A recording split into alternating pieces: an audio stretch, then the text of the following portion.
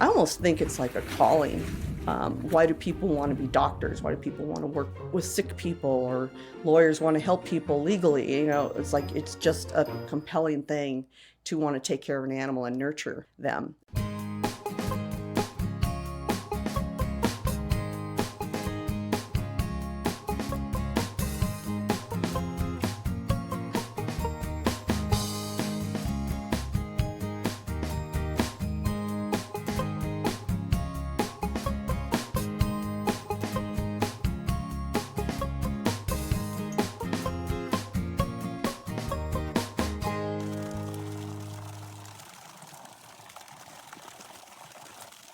During the summer, Big Bear has so many cool things to do,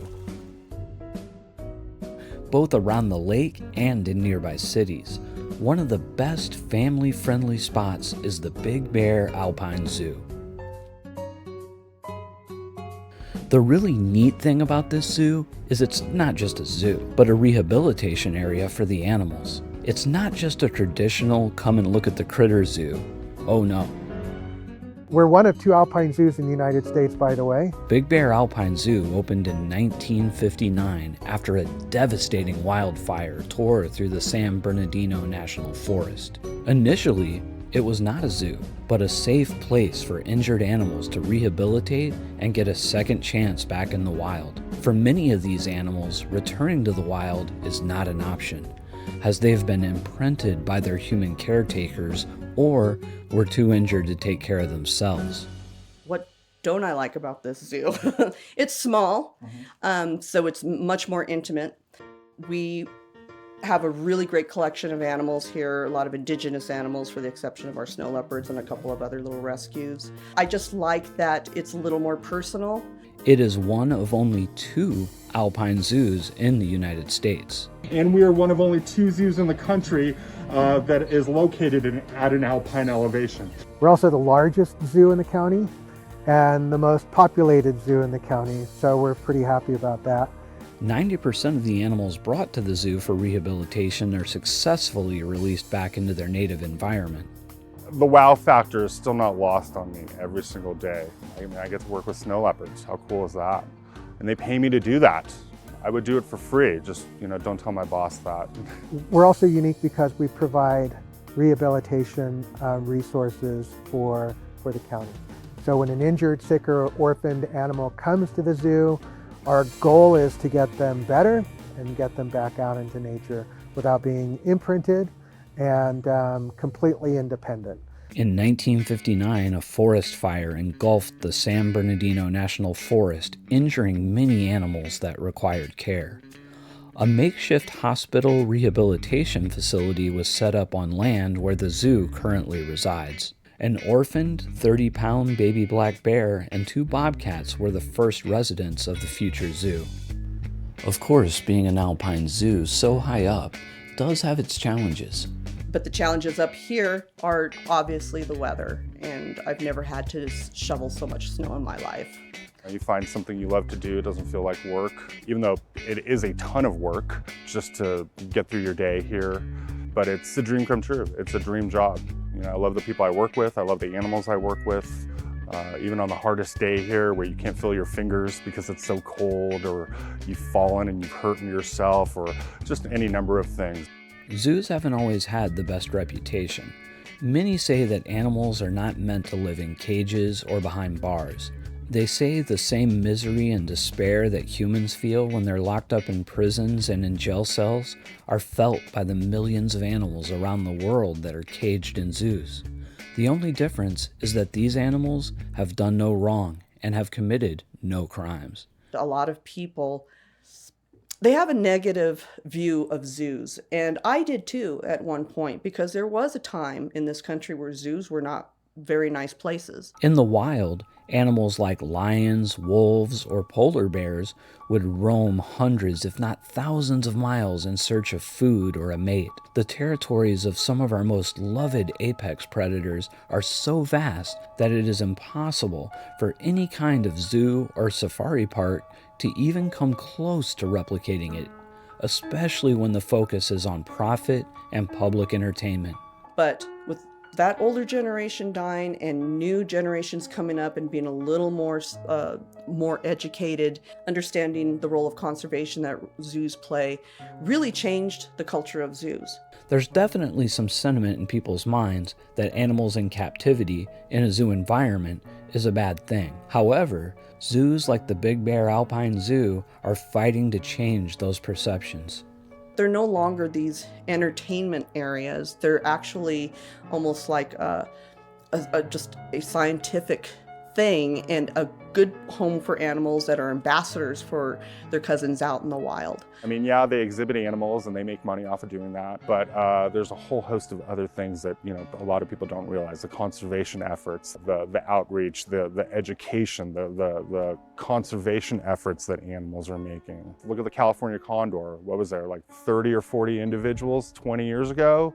And through all the efforts at the San Diego Zoo, there's like 500 or so now. So, I mean, they were on the brink of, extinction. Zoos do a lot of work to trying to remedy those situations. There is not a soul that works for the Big Bear Alpine Zoo that wants to see an animal in a bad condition. Anyone who believes that animals shouldn't be in zoos or that zoos shouldn't exist should come see for themselves.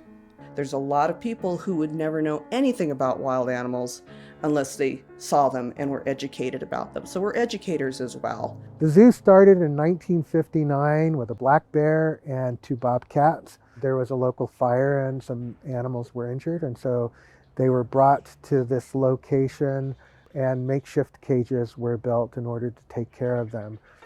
Over time, the zoo grew and the county took over through Parks and Recreation, officially in 1960, and the zoo has, during that period, focused on providing an opportunity for guests to see animals up close, and also the opportunity to rescue and rehabilitate injured, sick, or orphaned wildlife. A neighbor of mine told me that there was some little tiny zoo across from Bear Mountain. I was like, really? I've been coming up to Big Bear for years, and I never knew there was a zoo up here. At that point in my life, I think I was not the hugest fan of zoos, to be completely transparent. I think the last time I left the LA Zoo, I left pretty depressed. Just got a different feeling here. I think I connected right off the bat with this American badger named Lotus, who I walked up to her enclosure. She immediately came up to the fence, crawled the fence, showed me her belly, and I felt that sort of instant connection. When you work with animals, at some point you're gonna get that, sort of aha moment where you're like, oh my God, I feel this sort of connection to her. I walked around the zoo for about an hour and a half maybe, came back into the front office, right off the bat talked to the cashier and said, are you guys hiring? I found out when I got here that the zoo was really behind the times in a lot of different areas.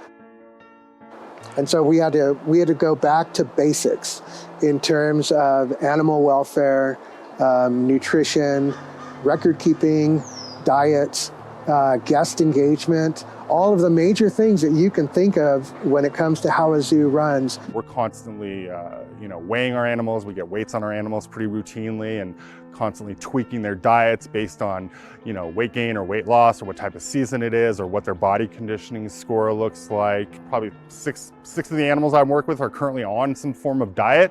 It's a great job. I don't think a lot of people can do it well.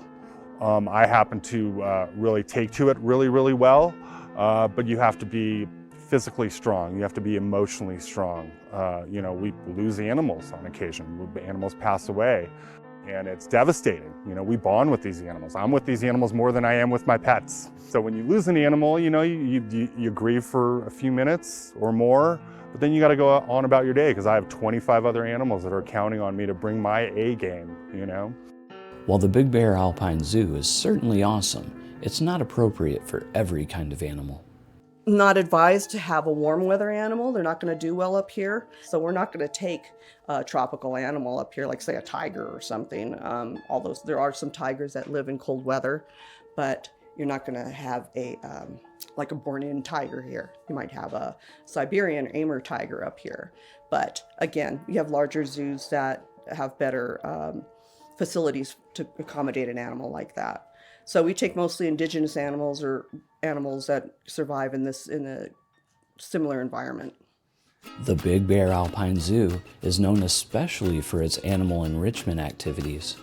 I'd say probably the most rewarding part of our job is providing enrichment to our animals and having our animals that we care for on a daily basis interact with some of those activities. So every day, every single animal on exhibit gets some type of what's called a daily enrichment activity, and these activities are provided to them to elicit their natural behaviors. It's through no fault of their own that really any of them are here, but we still want them to be the best, snow leopard, barn owl, black bear, wolf that they can be. So every day these animals get some sort of activity, and we provide them with these activities. Unfortunately, when this litter was born, they were born with a genetic defect affecting their vision, termed multiple coloboma, whereby each one of their right eyes really only grew to the size of a pea, so very, very tiny. And so today I did a variety of things for them. Number one, I took part of their diet and I scattered it all around.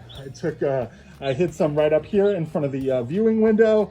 I scattered some up on their perching, up on their roof of their building that they have in here, to get them to work for it and to move around. They're gonna have to use their sense of vision to locate these pieces of meat. They can still see out of their left eye. They're gonna have to use their highly developed sense of smell to locate these pieces of meat as well. So that was one activity that I provided to them. A second activity I provided to them was that I brought or offered them each a cardboard box. I learned very early on that if I'm gonna bring something in here, I gotta bring one for each cat, or else they could potentially get aggressive over that. So I offered them 2 boxes. In each box was a piece of meat. So again, with the boxes, they're gonna have to locate those boxes by using vision. They're gonna have to use their sense of smell to know that there's something in those boxes they might want to eat. And then maybe some problem solving abilities. How do I get what's in that box? How do I get what's in that box before my sister gets what's in that box? Yeah, that's a challenge that every keeper in a zoo has. We need to keep our animals stimulated mentally, physically, sometimes emotionally, so that they don't get bored. Of course, the zoo wasn't always like this. A lot of our exhibits were barren or had articles in the exhibit that we normally wouldn't see in the wild, like spools or igloos or different things like that. And so we incorporated natural materials, and I had quizzed my staff to really study and understand natural behaviors of animals so that we could apply those to the basic elements of exhibit design. How do you encourage natural behaviors if you don't know what those natural behaviors are? So once we had a really good understanding of these natural behaviors, we were then able to modify a lot of the exhibits to improve climbing structures, shade. We provided choice and control, which is a basic element of animal welfare. Does an animal have a choice to be in the sun or in the shade? In the heat or in the cold? In the rain or in the shelter? Choice and control is a basic element of animal welfare. When you think about their behaviors, each species has a unique behavior, and that's why it's so important to learn their behaviors and their needs, because what works for one animal isn't going to work for another animal. It's almost like a child. When you buy a child an expensive toy and all they want to play with is the box. And you find that a lot with a lot of these animals. It's like the simplest things will keep them occupied for hours.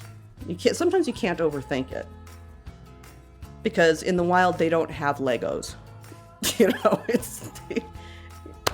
In the wild, animals must often fight to survive. This behavior is completely absent in zoos. Here at the zoo, they're protected, so they don't have to worry about those things. So we have to kind of divorce ourselves from the thought of, well, let's give them something that's going to be fun. And fun is an abstract idea to an animal. It's not so much fun. You want them to engage and burn off that energy that they have that they would otherwise be burning in the wild. It's part of the fun of the job is to come up with new innovative things for them to do and figure out.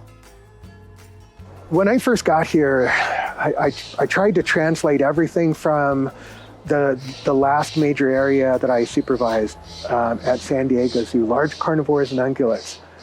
And it didn't take me long to realize that the zoo really embraced the intimacy that I had experienced at the children's zoo, where one-on-one contact with the public was not just possible, but it was unavoidable.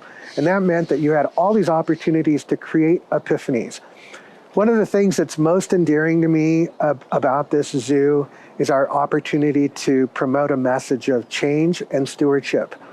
When I was at San Diego Zoo, I went to Indonesia. Coming back and talking to people about conservation messaging, especially with climate change, when they're in t-shirts and shorts, is really difficult to make. But when you have people who come to the mountain, who want to enjoy the mountain, it's very easy to give a message of stewardship saying that everything we do has a positive or a negative impact on wildlife and wild places, and there is no in between.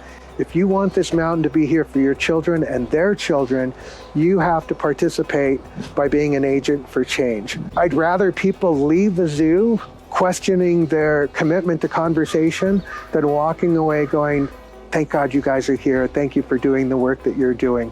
Because the good work that we do, we can't do it alone. And we rely on people to help us out by being stewards of the mountain and stewards of nature. We have approximately 17 people that work here at the zoo, and all the work that we do in rehab and rescue is finite. We have a limited number of hours, limited number of staff, but we have 150,000 people who come to the zoo every year. And imagine if 10% of those people changed the way they view nature, it would be an incredible thing.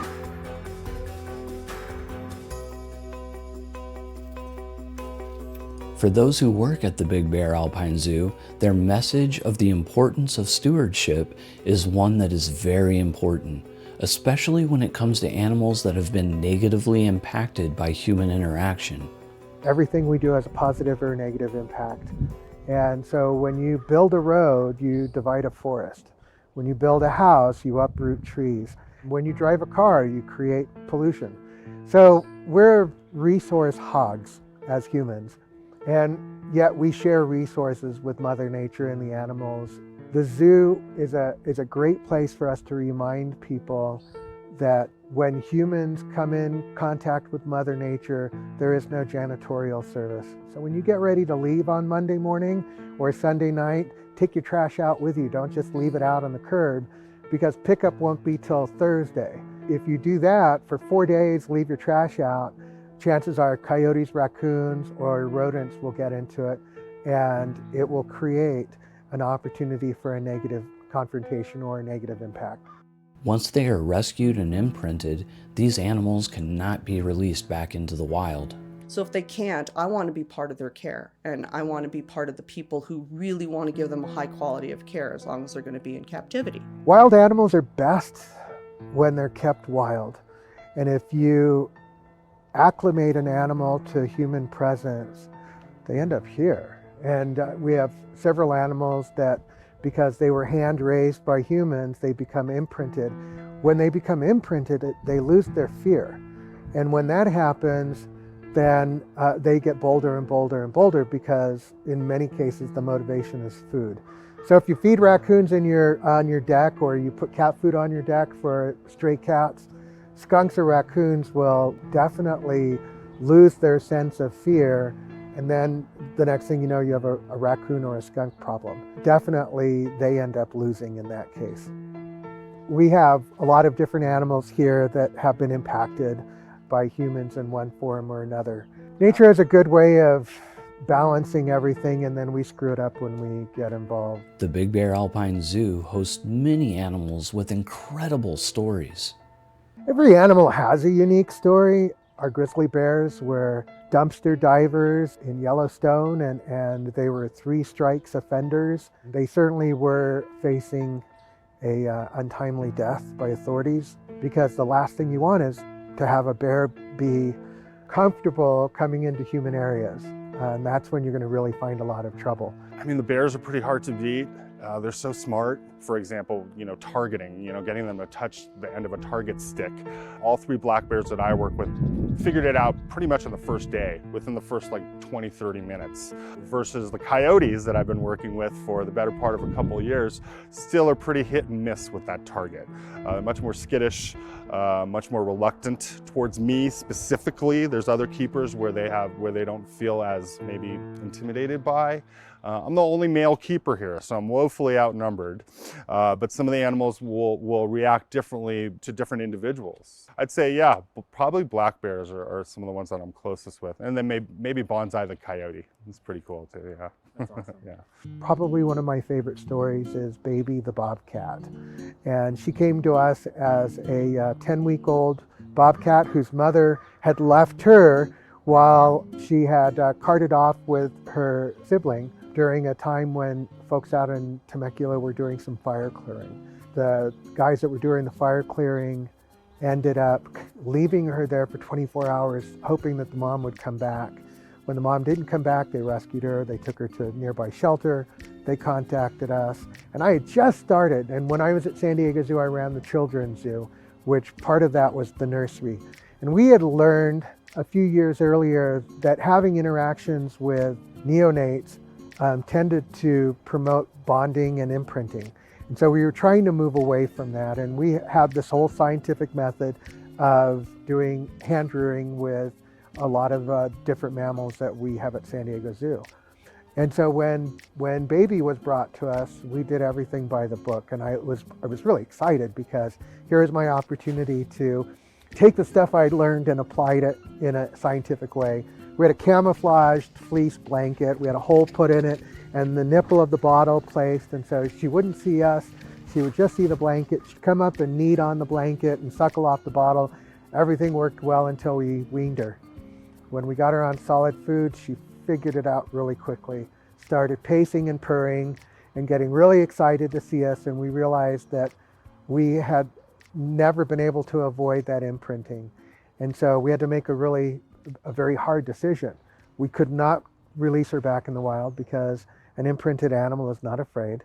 So if you're sitting at the table eating your bucket of Kentucky chicken at the park, she'd jump on that table and challenge you for it. Whereas a normal bobcat would wait until you left, then look around for scraps and try and avoid contact with you whatsoever. So that fear factor is really, really important. The other thing with Baby was we didn't want to put her back out in the wild if she was dependent on humans. So we kept her as an ambassador. And then later on we learned, because we got 2 more baby bobcats in, I went back to my roots at San Diego and we applied the same thing before. We kept Baby. We placed the 2 young bobcats in a cage next to her. They had visual contact with each other. We were the bad guys. And so every time we would go in to feed or clean, we made sure that we were viewed as the bad guys. They focused on Baby. So serendipitously, what we thought was a failure with Baby turned out to be a success story with these 2 bobcats. And then I found out that we actually had never released bobcats from young neonates to adulthood. And this was the first time that we were able to do it successfully. And so we did it because of the failure that we had with Baby turned into a success with 2 wild bobcats. One of my favorite stories. We used to do a feeding tour years ago, and we don't do that anymore, primarily because I felt that all staff should give keeper presentations and talk about animal behavior, provide enrichment, and then interpret the enrichment and their response to enrichment. Being able to talk about animals' natural behavior is something that we're primarily charged with. It's what we're supposed to do in order to introduce our guests to these amazing animals. So when we do enrichment for an animal, enrichment is based on the ability to elicit specific natural behaviors. What a great place to talk about it during an enrichment activity, to have all these people standing in front and saying, can you see what the animal is doing right now? This is part of what they normally would do in the wild. And so what we do is we make that strong connection, and we eliminated those walking tours because they didn't really focus on that. So we have 4 presentations every day at noon, 1, 2, and 3 o'clock. And our goal is to give 30 minutes of our time to our guests to tell them about the uniqueness of the species, uniqueness of the habitat, the individual story of the animal, because that's important too. I'm Crystal. These are flying squirrels. Are probably something you don't see a lot here at our zoo, and that's because these guys are strictly nocturnal. They're actually one of the few rodents that are truly nocturnal. And one of the ways you can tell nocturnal is they have these big black eyes. And that's because they want to be able to gather as much light into their eye as possible so they can see better at night. They are known for flying, that's in their name. However, they're not actually true flyers, they're actually gliders. And when they stretch out their arms and legs, you'll see it actually make a really nice flat piece of skin there. That is used when you're in a tree. You can run off a branch and jump off, and they'll stick their arms and legs out in a big X pattern. Kind of like you actually see some skydivers in wingsuits do. They steal that idea from nature. They can go up to 300 feet in one glide, which is pretty long. It is subject to the wind and other factors, but they can use this really cool flat tail here. Can you see this tail? This is actually used like a rudder to help maneuver them around. So they can actually go left and right, or they can, if they decide they want to land on another tree nearby, they can actually aim for that tree and use the tail to slow them down as they land on the tree, which is really cool. And their names are Truffles, Lichen, and Juniper. I'm gonna guess the one jumping on me is Juniper. She's pretty friendly. Well, you know, as a keeper, and if you've been doing this for a lot of years, you know, when you start out, almost every keeper I know, myself included, start out with that whole thing of, I only want to work with this kind of animal. I only want to work with this kind of animal. And then you start working with a bunch of different animals, and you find something fascinating about each and every one of them, so that you no longer are like, I will only work with this type of animal. Again, when I started at elephants, I thought, oh, I just want to work with elephants for the rest of my life. Started working with large cats. I only want to work with large cats for the rest of my life. But the more animals I worked with, I had a favorite thing about each and every one. Same thing here. It's, you know, I go and say hi to all my animals in the morning, make sure everybody's okay. And I spend time with each and every one, and you have a little relationship with each and every one, and a little bond with each and every one of them. And it's unique, just like it would be with your dog or your cat. You have a unique relationship with everyone. So it's hard for me to say I have a favorite, because I feel like I would betray another animal if I said, well, I just love the snow leopards, because then I go and see the bears. It's like, oh no, I love you guys, you know? Some of the animals brought into the Big Bear Alpine Zoo were raised by people as pets, which creates its own unique set of problems. One of our deer that we have, mule deer, was kept as a pet. It was assumed that our Arctic fox was a pet because she was found running on the roof of somebody's house. We've had various birds, ravens, that have been hand-raised by people. We have a raccoon that was hand-raised by somebody and kept as a pet until it got to be about 2 years old and realized that it was not exactly the friendly animal that they thought it was going to be. Babies are cute, but babies grow into wild animals. And even an animal that is handled and imprinted still has wild instincts and can be extremely dangerous. When we kept Baby, we leash trained her and used her as an ambassador. So it was great. We had a bobcat that we could bring out on a leash and talk about all of these natural behaviors. But at some point, it became apparent that she was still a wild cat, and I never wanted to take any kind of chance with her. And so we don't go in with her. We shift her, and we've trained her to move from one side of the cage to another in a safe place. But we respect the wild nature of the animals that we have here, even those that have been hand-raised by humans. In fact, they generally make the most dangerous animals because they aren't afraid, generally elicit very unusual or unnatural behaviors. There's a lot of challenges that animals have out in the wild, not just with our interference, but with each other. It's not a Disney movie out there. It could be very brutal. And I try to share that with people in the most gentlest way so they understand, you know, when you see something being killed and eaten, it's not malice, it's survival, unlike us. Huckleberry is a black bear, North American black bear. Black bears are not a native species to this area. At one time we had grizzlies, the California grizzly bear, and 100 years ago the last one was hunted and killed in California. And in the 1930s, Fish and Game decided that they would take some black bears from Yosemite and translocate them here into certain parts of Southern California to help fill the niche that was left behind by the extinct grizzly bear. And unfortunately, they're a very different species. Grizzlies are diurnal, which means that they're active during the day. And so are black bears, except when in the presence of brown bears and humans, then they become more nocturnal. So they adapt differently to different kinds of circumstances. So we don't have the same type of population that was here 100 years ago. Black bears were not a natural species. Huckleberry was about 6 months old when he was hit by a car, and his broken leg became gangrenous, and so they had to amputate it. So Huckleberry's story is just a reminder of how we sometimes goof up when we try and do something good. We remind our folks that come here, the guests, that when you walk away, we want you to know about black bears and not about Huckleberry. Huckleberry's story is really important, but we have 4 black bears here at the zoo, and they're all safe. None of them need to be saved. But we have 400 on the mountain and 40,000 in the state, and they need to be saved. They are not safe. And so Huckleberry's story is a reminder of what happens when man meets animal, and it generally, for the most part, does not end well for animals. We all have to live in this world together. Animals are a really important part of the world. If you remove one species, you're going to have a domino effect, and it all affects us too. So everybody should care. And I just want to be part of that education process that teaches people that we're all important. Everyone has a job, and down to the littlest aphid, every animal has a job to do and is important to the whole environment and our well-being as well. You know, just to say you love animals, that's just the basic, that's the baseline. That's like being a cook or a chef because you like to eat. You know, we all like to eat. We all love animals.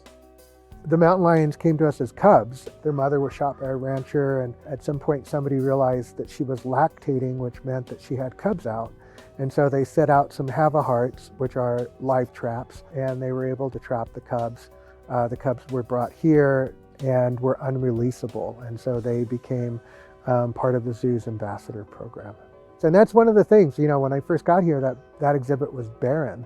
There was a doghouse, an igloo, and a spool. They were never active in front of the public, primarily because they were obese. But now you can see there are a lot of climbing structures in there. They have a platform out in the front. You know, a natural behavior of a mountain lion is they're a predator. In fact, they're an ambush predator.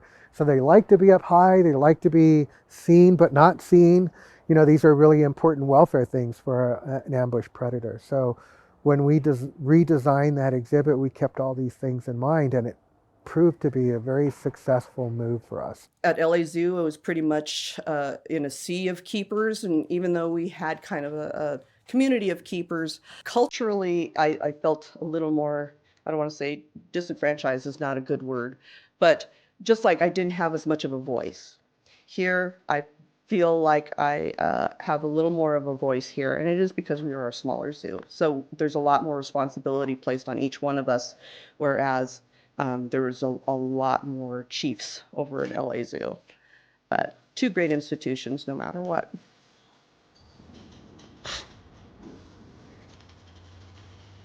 Molly Bear. I mean, we're definitely encouraged to develop relationships with all our animals. The closer we are to the animals that we care for, the better we know the animals we care for, the better care we can provide to them, the more likely we're going to notice subtle changes in either their attitude, their appetite, or what's coming out the other end. The Big Bear Alpine Zoo is preparing to move. The zoo has outgrown its current facility, which is on a steep slope that makes it hard for zoo caretakers and the public to navigate. The new zoo will be on a 5.6 acre lot of a 10.4 acre property owned by the district. The advantages of moving, of course, are we get to go to a larger location, more modern hardware, if you will, which provides a lot better opportunities for training and enrichment, for guest interaction, a lot more open space. The part I would miss most is the intimacy of a small environment here. All of the trees that we have. We'll have over 200 trees at the new zoo. It'll take a little while for them to grow. Nothing like this, but these cages are what they are, and they're not going to get any bigger. We're pretty well landlocked, and so the new zoo provides an opportunity for a lot of growth. The other thing too is this zoo over the last 60 years has been kind of a stream of consciousness and exhibit design and plan. The new zoo facility is well thought out and well planned. Ideally, its goal is to promote a guest experience that connects people to wildlife. And that's our job, and that's our role in zoos today. And hopefully the zoo will be more involved in conservation efforts on a scientific basis. Better facilities, better, more standardized facilities for the animals and for the keepers. That's going to be really good for interaction. There's going to be a lot better behind the scenes facilities that people won't be able to see, but it'll be really good for the animals, but we'll be able to house them and shift them around and separate them as we need to for examinations or for behavioral issues or for whatever. Back here, we're very, very limited as to what we can do, and they've done an incredible job for like 60 years managing the animals here, but it has been a challenge. And now it's going to be a little more keeper friendly, you know, that we'll be able to do our jobs better and protect the animals better and examine them better and have better facilities to bring them into when we do need to examine them or do any kind of workup or whatever it is that they need. For the public, it's going to be better because it's going to be flat instead of treacherously steep as it is here. And when it snows and it's icy, it's pretty challenging for people to move around without slipping and falling, as it is for us. Structurally, everything's going to be a lot nicer and a lot more user-friendly for everybody, the public and for the employees. And the animals are going to have really nice, clean, new exhibits, so it'll be good for them.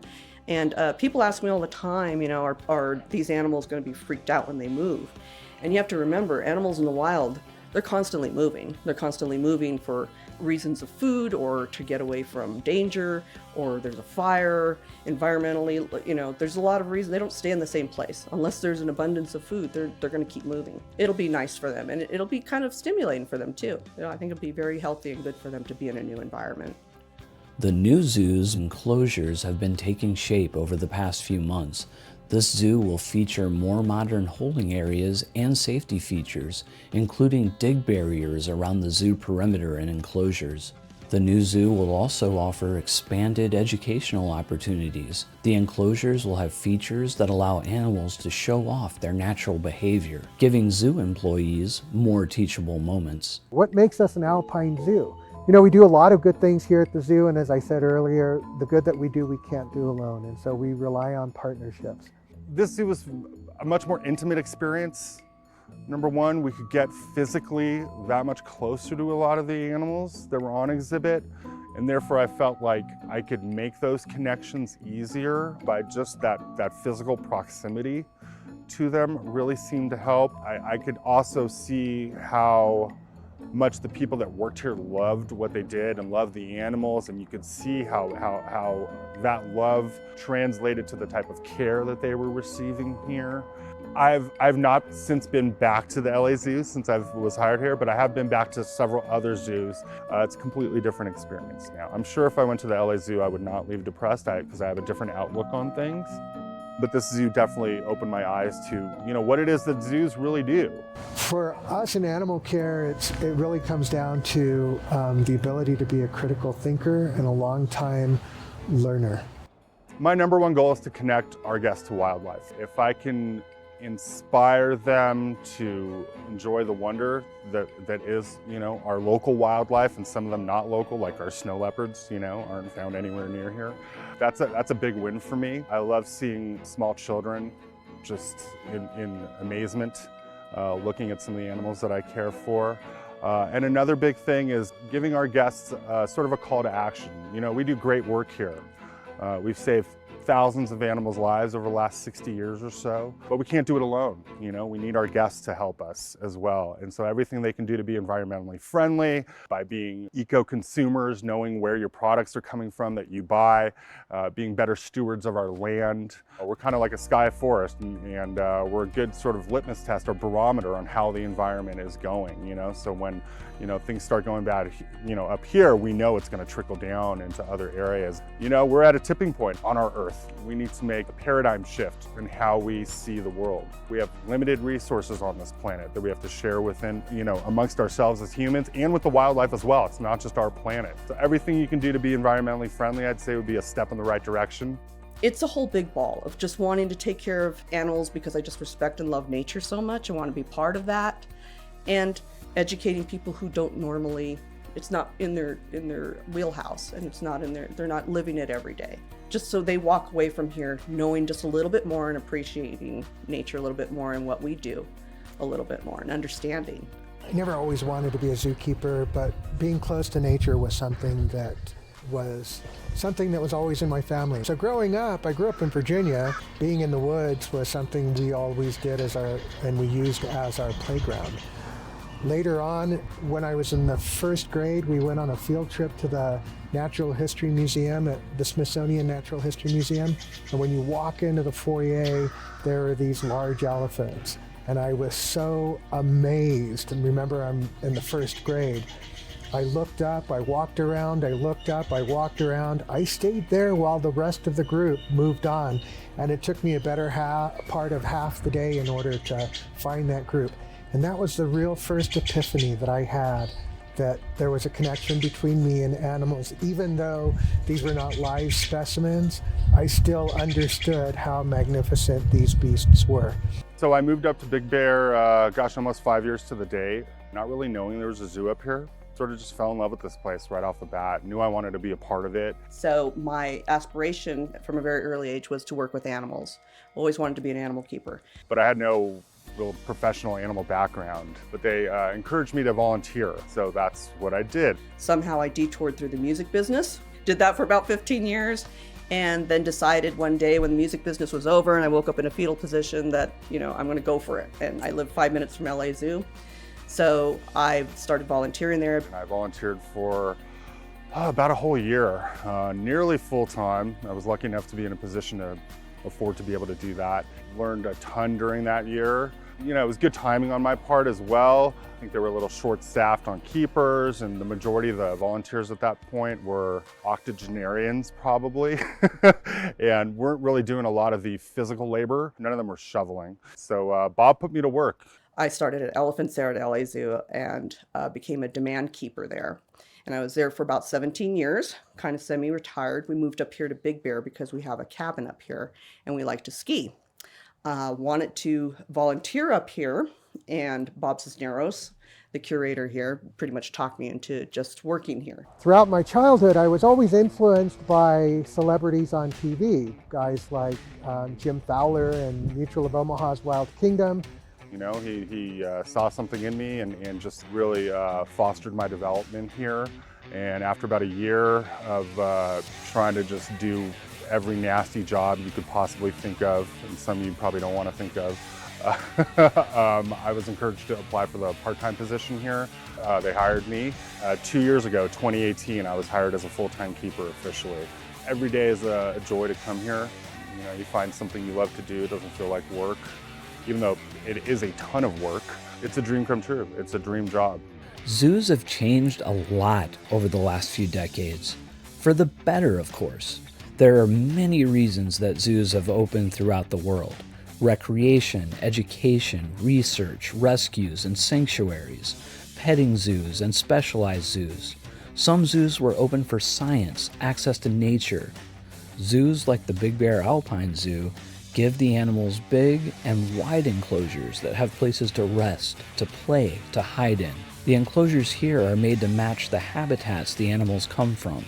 The zookeepers hide the animals' food so the animals can practice their hunting skills and don't get bored easily. They keep the animals busy by giving them enrichment activities throughout the day, such as hiding the food or giving them things to find. And then sadly, I'm leaving. So I am now, after 5 years, going to a large facility in the state of Utah. It's an AZA facility, and there I will be the curator of carnivores, large carnivores and ungulates. Very close to home, Asian and African species, all the things I took care of when I was at San Diego Zoo. When I leave here, I leave knowing that my staff are fully trained. We just recently acquired digital radiography, which is a huge thing for this zoo. We're now completely independent in our ability to care for animals. Welcome to the Big Bear Alpine Zoo. My name is Darla Rizade, and I'm here to give you guys a special animal presentation on our snow leopards that we have here. They just got finished eating the majority of their diet in their indoor area, or what we call their bedrooms, and now I'm about to release them out onto exhibit. This is the first time we're doing this while the zoo is closed to the public. We want to bring our life at the zoo into your guys' homes. So here come the cats. First one out is going to be Shanti. So as you can see, things don't always go according to plan as zookeepers, but we have to get creative sometimes and to motivate our animals to come out sometimes. So we'll see if I can work my magic on her. Shanti!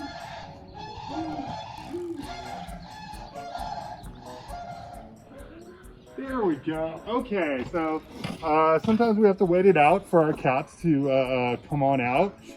But as you can see, Shanti has exited her bedroom. As soon as Shanti gets a certain distance away from the entry, that's when I will release her sister out of her bedroom. And so she seems to be far enough away, and I will go ahead and do that.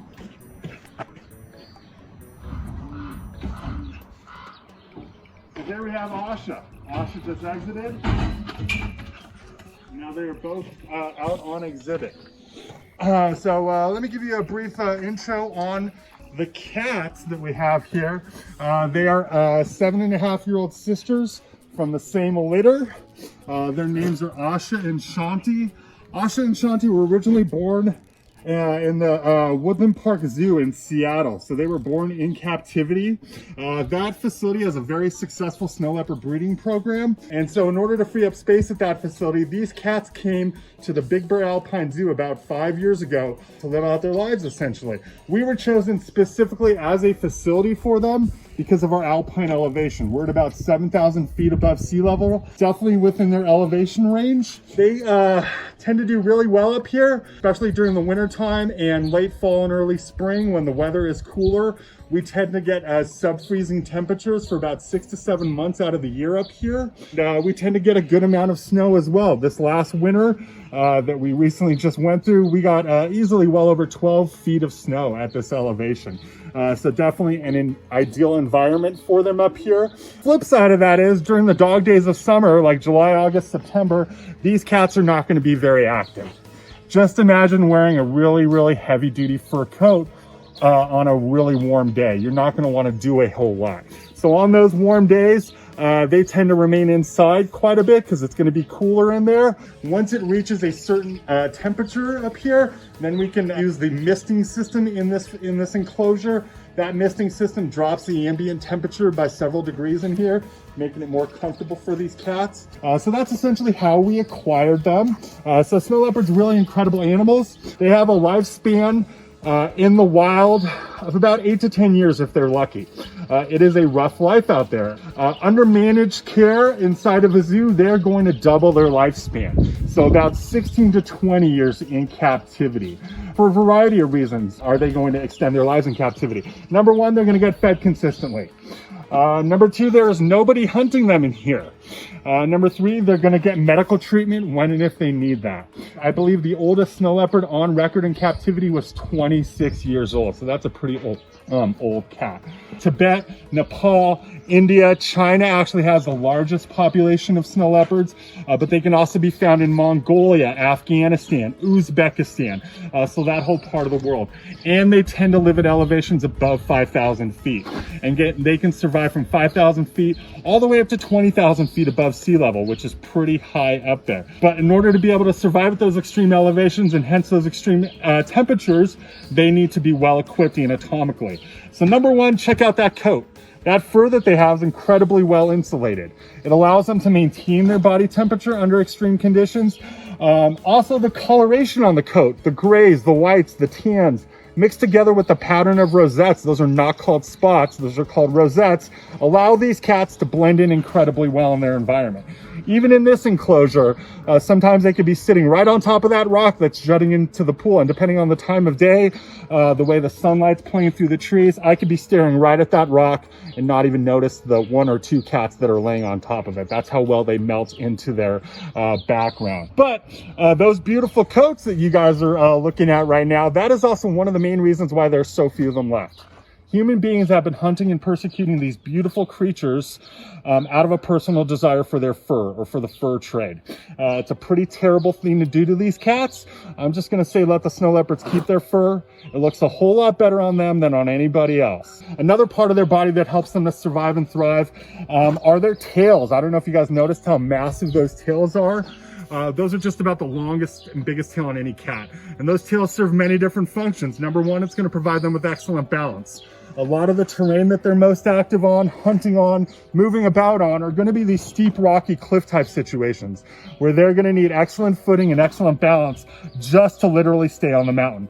Those tails provide them with that balance and allow them to navigate what would otherwise be unnavigatable terrain. Those tails also serve as a fat storage. So during the winter months when food sources are scarce, they can rely upon the fat that's stored in their tail to get them through a slow period as far as prey is concerned. Those tails also help them to keep warm. So if it is an especially cold day or night and their coats aren't keeping them warm enough, they will actually take their tails and wrap it around themselves, almost like a shawl or a scarf. To maintain even more of their body temperature. Finally, and this is probably the coolest thing about their tail, is that those tails help them to breathe easier. I know a lot of you are thinking, wow, that sounds really strange. But just imagine you're living at 18 to 20,000 feet above sea level. The air and the oxygen at that altitude is going to be incredibly cold. It's going to be uncomfortable, if not painful, to breathe that directly into your lungs. So these cats have figured out that if those conditions arise, they will actually take their tails, whip them around, and put them in their mouth. And then clamp down on the tail lightly with their teeth, and then breathe the oxygen over the fine hairs that are on that tail. That acts like a filter, thereby warming up the air before it hits their lungs, making it more comfortable for them to breathe. I think that's pretty remarkable that they figured that out. So as you can see, tails incredibly important to these cats. Another part of their body that helps them to survive and thrive are their paws. I don't know if you guys noticed how massive those paws are. That is not accidental. So these cats have these big wide paws so that they can navigate winter type climates and weather. So those big wide paws act as homegrown snowshoes. So because of those wide paws, they can it allows them to displace their weight over a greater area, meaning that when there's snow on the ground, they're not going to sink that much in the snow. They're going to be able to walk or run on top of that snow. Whereas the prey they most commonly hunt are going to be animals with hooves. As you can imagine, animals with hooves don't do well in the snow. They're going to sink in the snow, making them much less mobile and agile in comparison to these cats. So big time competitive advantage they have. So as you can see, the heavily insulated coat, the super long tail, the big wide paws really allows these cats to not only survive, but thrive in what is probably one of the most unforgiving parts of planet Earth. That Himalayan plateau is incredibly hard to survive up there. Somehow these cats have figured out a way to do it, and I think it's pretty remarkable. So, even without Bob, the Big Bear Alpine Zoo will go on. The old facility is still open, and the new facility hopes to open by the end of 2020.